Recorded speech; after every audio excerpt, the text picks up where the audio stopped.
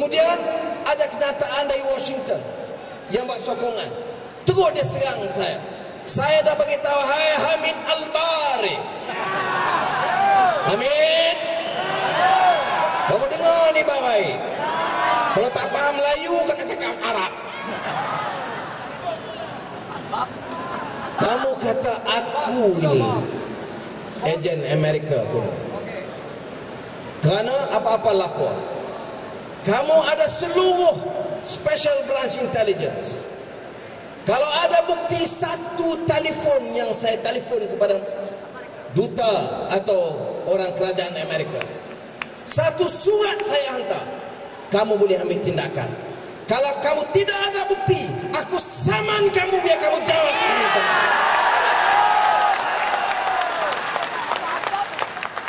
Siapa yang menjadi penagih pengampu Amerika? Bayar kepada Jack Abramoff, pelobi Amerika, nak melutut, nak jumpa Presiden Bush.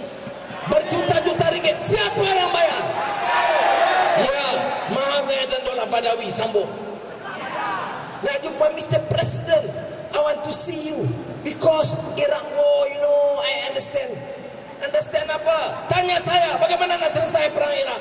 Saya bagi tahu orang Amerika, nak selesai perang Iraq, hari ini juga tentera Amerika harus keluar dari Iraq. Itu selesainya. Ini dia mengaku bayar pelobi Yahudi Jack Abramoff. Bayar. This is in evidence. Yang Hamid Albar katakan saya itu fitnah, tidak ada bukti satu tepi sekalipun. Kalau ada bukti saya cabar, hadapkan saya ke mahkamah, saya nak lawan dia. Kalau tak ada bukti, inilah mereka buat. Fitnah, tipu, tak henti-henti. Kerana nak lawan berdepan sebagai jantan, dia tak berani, dia fitnah. Termasuklah soal Amerika Syarikat. Sabar, kena teruk macam nak sabar. Sabar penampak pun boleh. Sabar penampak. Sudah. Kita bangkitkan soal ini sebab cukuplah dengan sistem yang ada sekarang ini. Saya pergi ke Shah Alam beberapa hari yang lalu. Buat apa? Buat laporan. Laporan mengenai apa? Ketua Polis Negara, Peguam Negara. Apa kerajaan? Menteri kata, saja nak jadikan isu. Ni, cek dulu. Ketua Polis Negara Musa Hasan, Peguam Negara Gani Patail. Apa mereka buat? Mereka fitnah. Mereka reka cipta, fabricate evidence, suppress evidence. Dan ini ada bukti. Bukti dari siapa? Bukti dari pegawai-pegawai tertinggi yang kemudian sekarang mau menyatakan kebenarannya. Saudara lihat dalam beberapa hari lagi, negara akan gempar dengan bukti-bukti bahan-bahan yang tegas dan terang tentang masalah ini. You mau lawan, ini caranya kita lawan dengan mereka. Di Parlimen, Azizah Akid Siang, Dr. Zulukta Hatta ni ramai panglima-panglima ni ada. Besok mereka akan bangun, ceritakan, sambung tuntutan rakyat pada hari ini. Minta supaya minyak diturunkan biar Parlimen dengar. Sudah.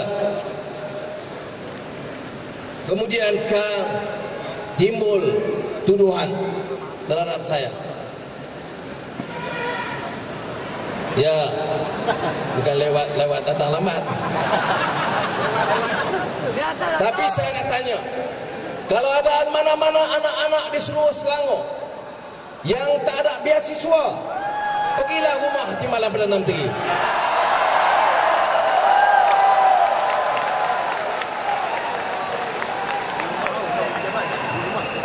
Pintu rumah terbuka.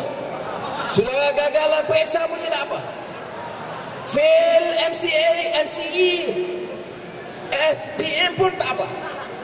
Pintu dan laluan buka, minta beasiswa. Kerana Timbalan Perdana Menteri di antara tugasnya ialah pemberi beasiswa kepada kepada pelajar-pelajar gagal di Malaysia.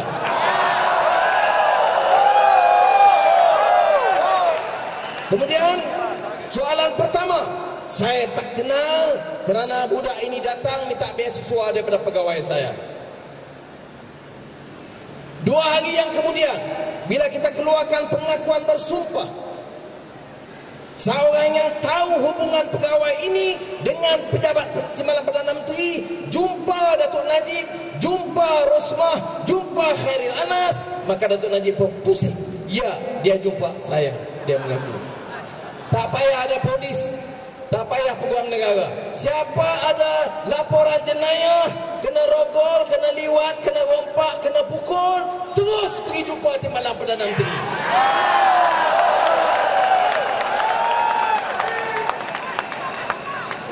Sebab itu saya kata saudara, saya insya-Allah saya tak mau bebankan saudara. Saya bincang dengan Azizah, peguam dan pemimpin. Saya tak mau isu ini menjadi isu personal Anwar nak lawan.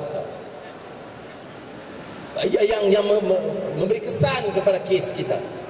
Kalau kawan-kawan kata tak apalah Anwar, kamu selesaikan masalah kamu, kami nak berjuang terus dulu. Saya tidak ada masalah sama sekali. Tapi sudah percaya, sudah dibuat 10 tahun yang lalu. Dia ulang dengan jahat, dengan fitnah yang kejam. Dan saya tidak akan terima ini dengan mudah, dan saya akan lawan habis-habisan. Bongkar dan saya bongkar. Setakat ini saya tengok siasatan oleh polis tidak seteruk macam 98-99. Dia tak ada pukul orang, telanjang, tarik bulu orang, semua tak ada. Saya tidak tahu apa akan berlaku.